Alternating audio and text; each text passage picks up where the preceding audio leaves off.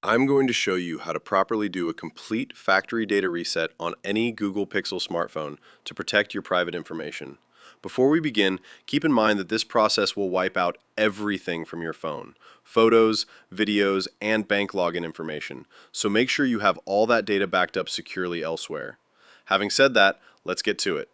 First, unlock your phone and open up your settings. Here in Settings, scroll down and tap on System. From there, scroll down again and select Reset Options.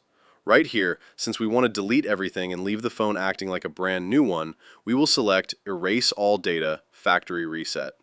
Now the phone will show a summary of all your accounts, configuration settings, and media that will be wiped out. Scroll all the way down to the bottom. Make sure to check the box to erase downloaded SIMs, since you can easily get your eSIM again from your mobile service provider like T-Mobile, Verizon, or any other carrier. Next, tap on the Erase All Data button. For security purposes, your phone will ask for your PIN code.